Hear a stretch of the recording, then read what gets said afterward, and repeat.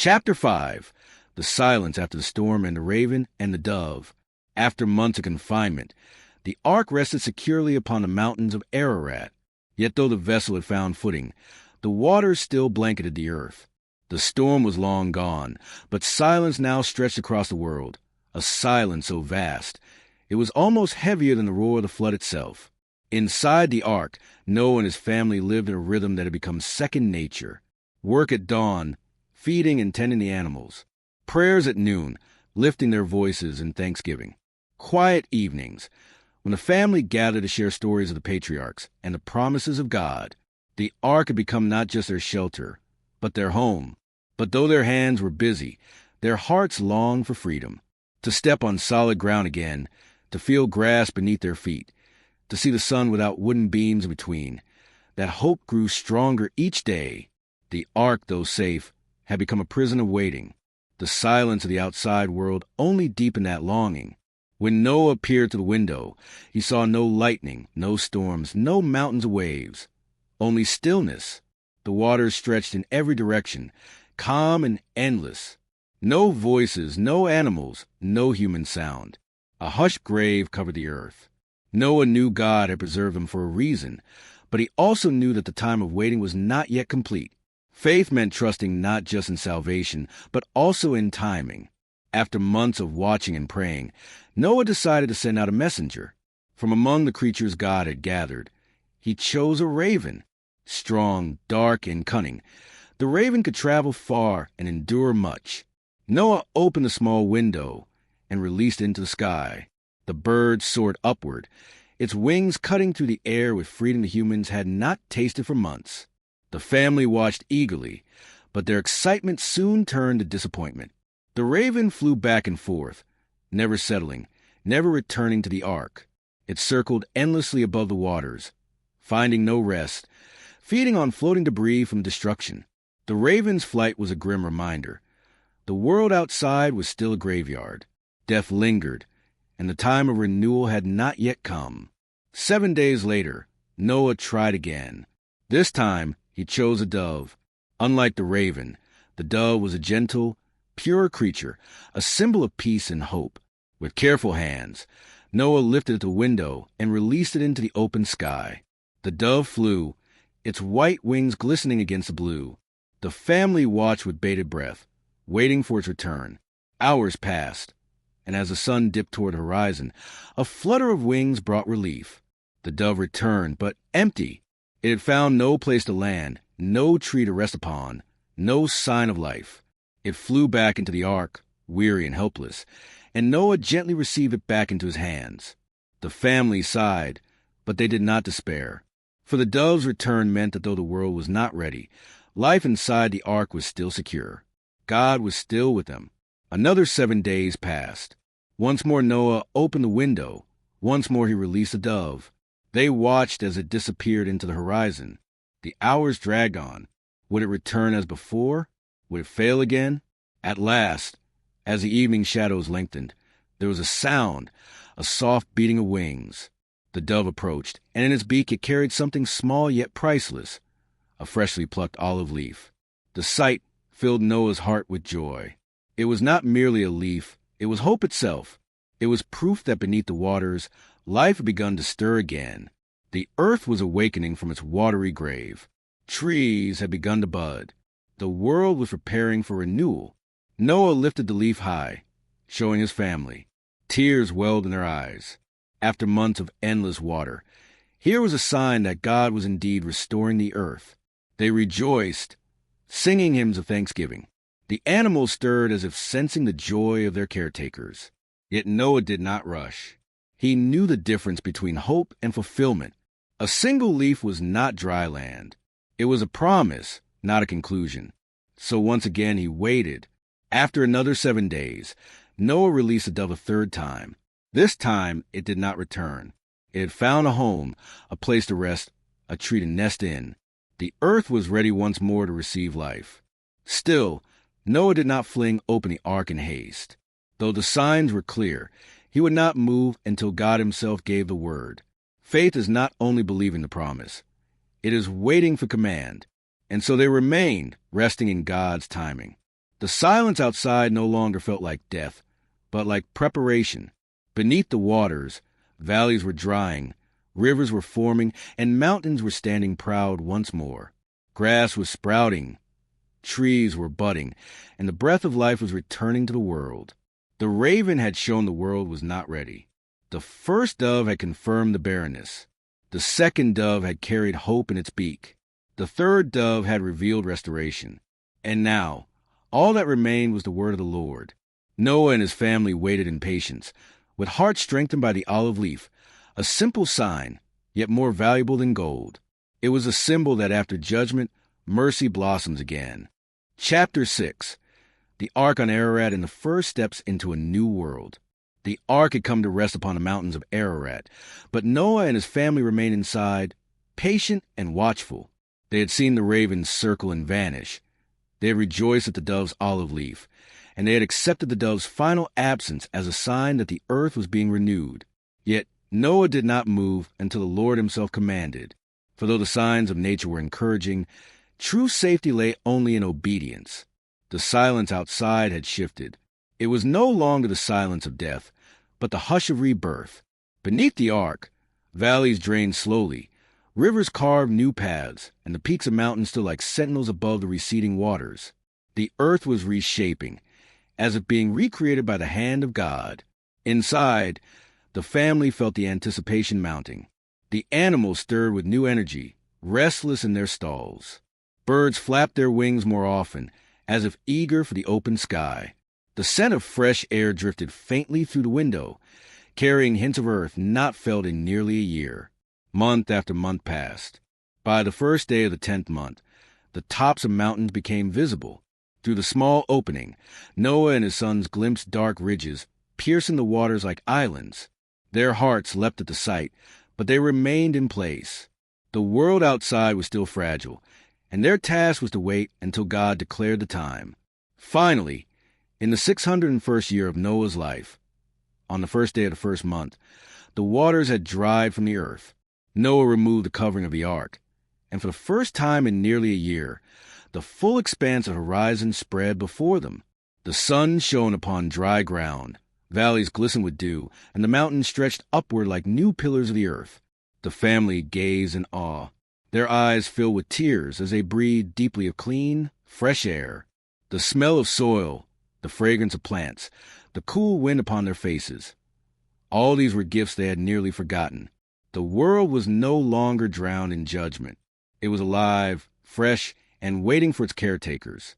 Yet even then, Noah did not rush. The earth was dry, but the ark's door remained shut.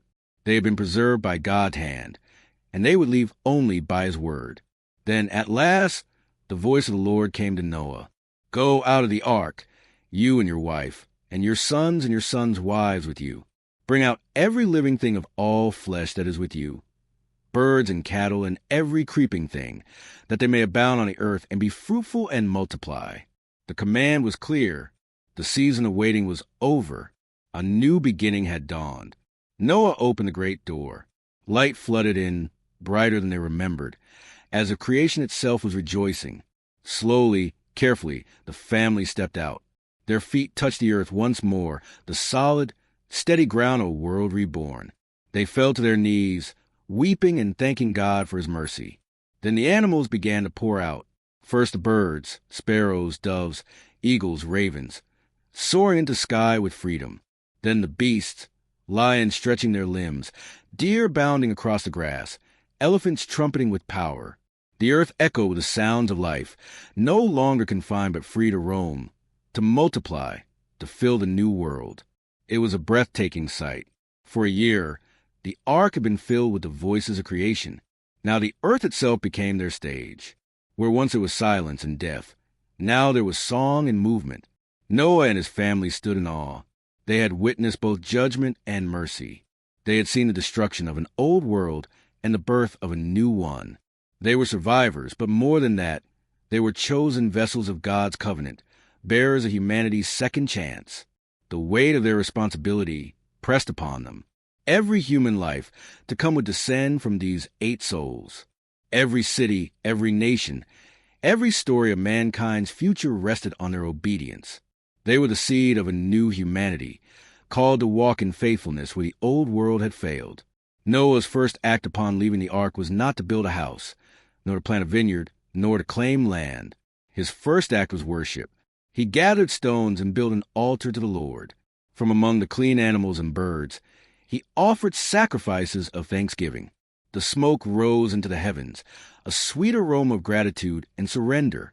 It was the first altar in a new world, a declaration that this earth belonged not to man, but to God. And the Lord was pleased. He smelled the offering and spoke in his heart, "Never again will I curse the ground because of man, though the imagination of man's heart is evil from his youth. Nor will I again destroy every living thing as I have done. While the earth remains, seed time and harvest, cold and heat, winter and summer, day and night shall not cease." The words echoed through eternity. A covenant of mercy was established. Judgment had cleansed the earth, but never again would waters swallow all life. Seasons would continue, life would endure, and God's patience would stretch across generations. Then the Lord set a sign in the heavens. A bow of colors stretched across the sky, a rainbow arching from one end of the horizon to the other, its brilliance reflected upon the waters and the mountains, a symbol for all time. "This," God said, "is the sign of the covenant I make between me and you, and every living creature with you, for perpetual generations. I set my bow in the cloud, and it shall be for the sign of the covenant between me and the earth. Never again shall the waters become a flood to destroy all flesh." The family gazed upward in wonder. The rainbow glistened with light, a heavenly reminder that mercy triumphs over wrath.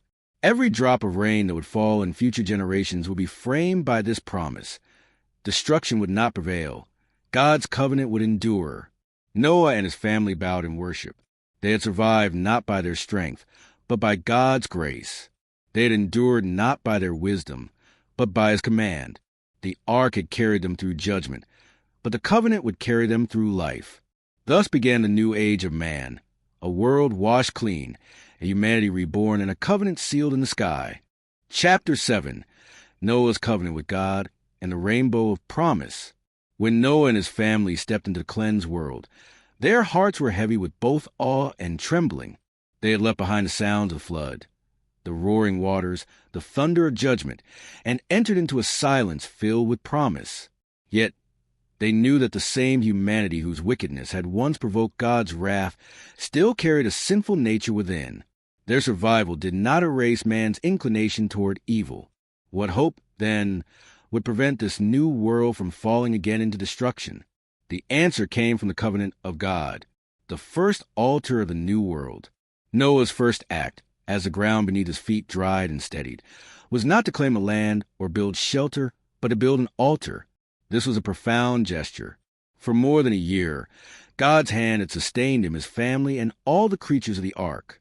It was only fitting that his first response upon deliverance was worship. He gathered stones and arranged them with reverence. He chose from the clean animals and birds, those preserved specifically for such offerings, and laid them upon the altar as sacrifices.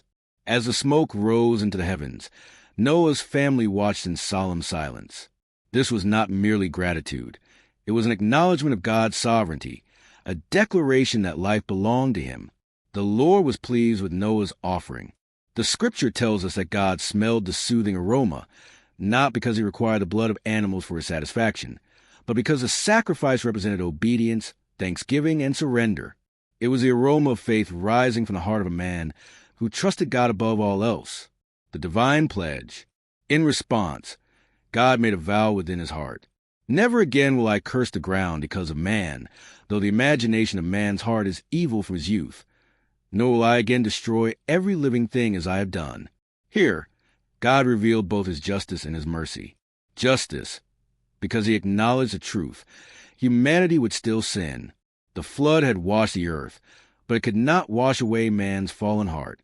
Mercy, because despite man's bent toward wickedness, God would not unleash a universal judgment of water again. Instead, he would uphold the order of creation. While the earth remains, seed time and harvest, cold and heat, winter and summer, day and night shall not cease. These words were more than a promise of seasons. They were a declaration of stability.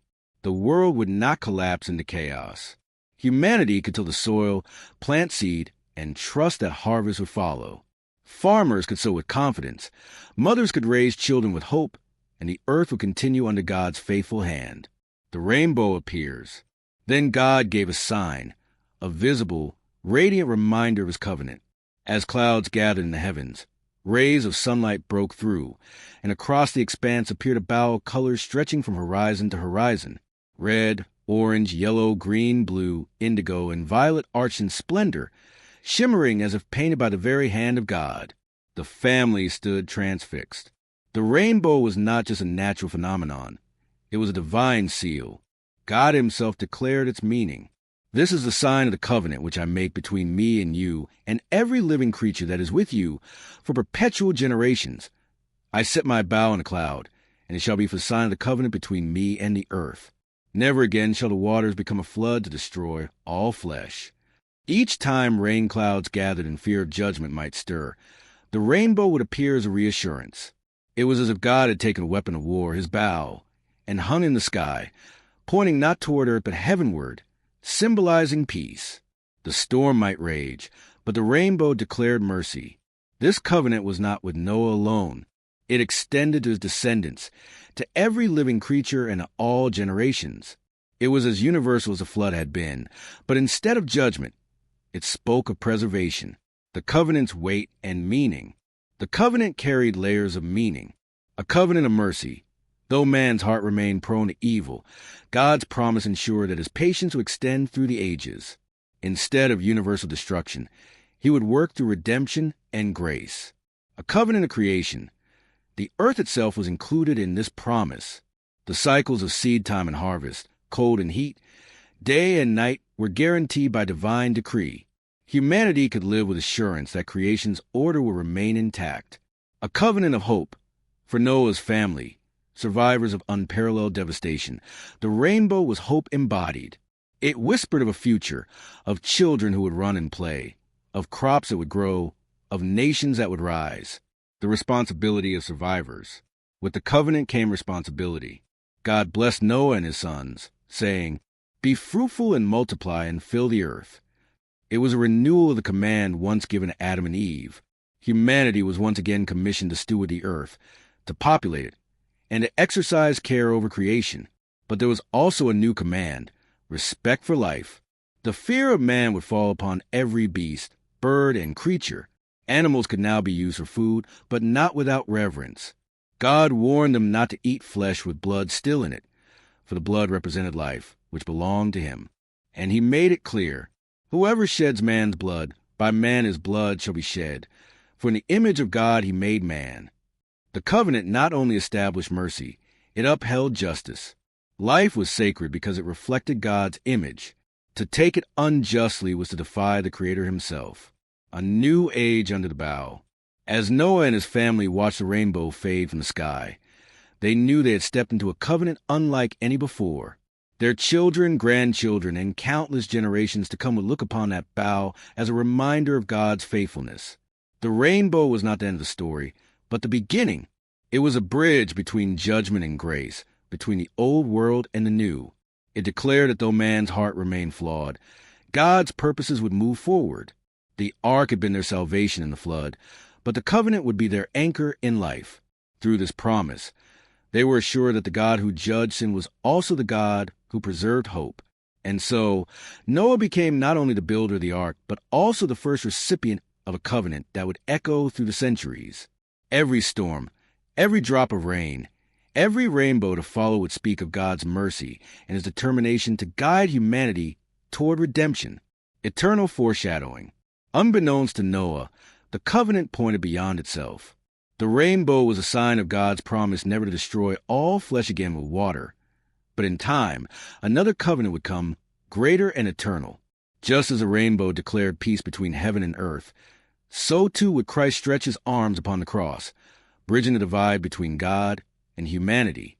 The ark preserved Noah's family from judgment. The cross would preserve all who believe from eternal death. The rainbow promised mercy in creation. The cross secured mercy in salvation. Thus, every rainbow became a prophecy, a colorful whisper of the day when God's mercy would triumph fully in His Son. The covenant was sealed, the promise given, and the rainbow hung in the sky as a declaration for all ages. God is faithful, God is merciful, and His promises never fail. Chapter 8. The rebuilding of civilization after the flood. When the ark came to rest on Mount Ararat and the covenant had been established, humanity stood at the threshold of a new beginning. The world was cleansed, its wickedness washed away, but the survivors carried within themselves both the hope of renewal and the burden of responsibility. Civilization would have to be rebuilt from nothing. Fields replanted, homes constructed, and societies established. The task was daunting, yet filled with promise. The first community. Noah, his wife, his 3 sons, Shem, Ham, and Japheth, and their wives formed the first small community of the post-flood world. With only 8 people, they bore the weight of humanity's continuation. Unlike Adam and Eve, who began alone in Eden, Noah's family began with fellowship, a miniature society bound together by survival and covenant. Their days were consumed with practical work. From the ark, they released herds of animals, allowing them to scatter, multiply, and reclaim the earth.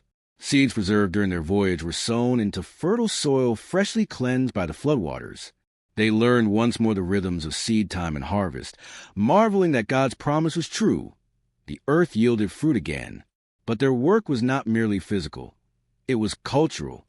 They needed to establish patterns of worship, justice, and community life, so that the generations to come would not repeat the corruption that led to the flood.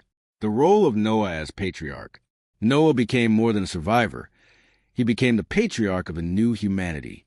His sons and their descendants looked to him for guidance, for he was the man God had chosen to preserve life.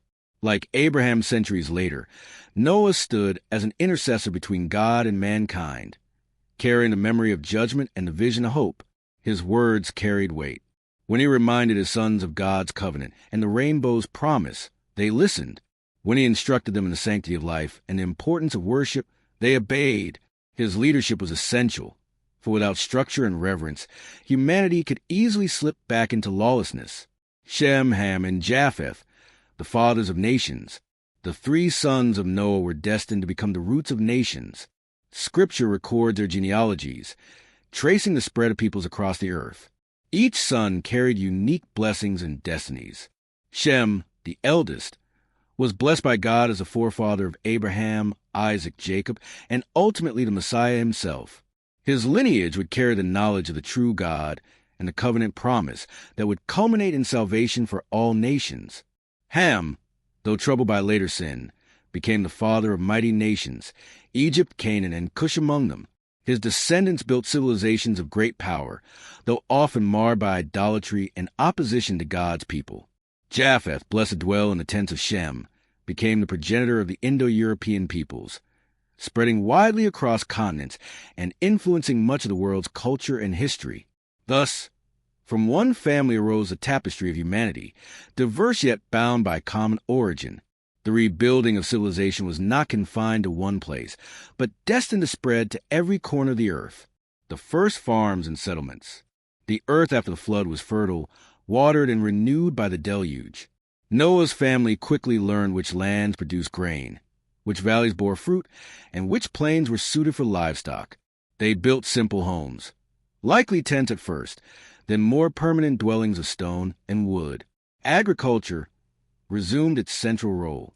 Barley, wheat, and grapes were cultivated. Herds of sheep and goats multiplied, providing wool, milk, and meat. Life regained rhythm, though slower and simpler than the grandeur of pre-flood civilizations. But this simplicity was a blessing. God had given humanity a second chance not to chase after corruption and violence, but to live in harmony with Him and the land. Every seed planted, every harvest gathered was a reminder that God's covenant was holding firm. The struggle of memory. Yet, rebuilding was not without struggle. For those who had lived through the flood, memories lingered. The roar of the waters, the cries of those who perished, and the endless days within the ark haunted their thoughts. Some nights, as the rains returned in ordinary storms, Noah's children may have trembled, wondering if judgment was falling again. Only the rainbow reassured them. There was also grief. Every friend, neighbor, and extended family member they had known was gone. Civilization was not merely destroyed physically, but socially. Noah's family bore the loneliness of survival, carrying both the blessing of life and the sorrow of loss. It was a heavy mantle to repopulate the earth, to teach their children righteousness, and to ensure that history did not repeat itself. The foundations of worship and justice. Worship was central to their rebuilding. Noah's altar became the first temple of the new world. There, they gathered to thank God for harvests, to dedicate their children, and to seek his favor. This practice instilled in the new generation a reverence for the Creator who had spared them. Justice was equally vital. God's command regarding the sanctity of blood shaped their laws. Murder, which had run rampant before the flood, would not be tolerated. The community of Noah upheld accountability, teaching their descendants that life was sacred because humanity bore God's image. These foundations, worship and justice, were the twin pillars upon which civilization could stand without collapsing into violence again. Humanity's new mandate. The words of God echo continually in their hearts. Be fruitful and multiply and fill the earth. It was both a blessing and a mandate. Their responsibility was to populate the world with families, communities, and nations. Every child born was a sign of hope. Every marriage a declaration that life would continue.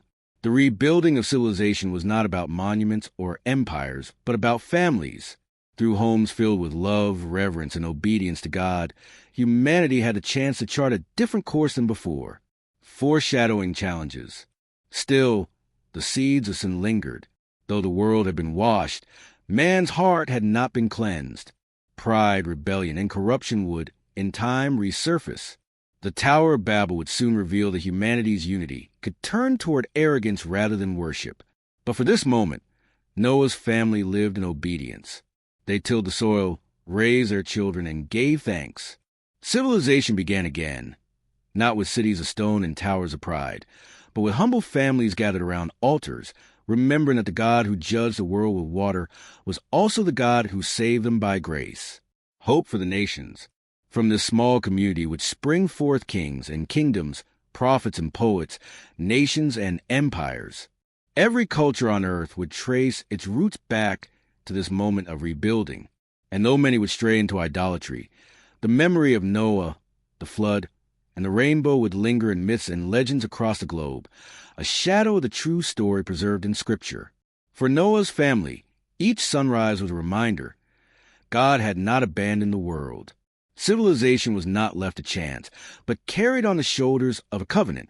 The task was immense, but the hope was greater. The rebuilding of civilization after the flood was more than survival. It was renewal.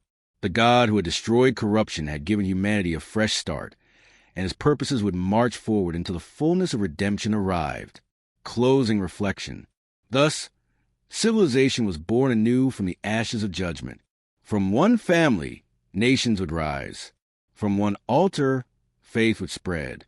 And from one covenant, hope would endure. The flood had been an end, but in Noah's family, it became a beginning.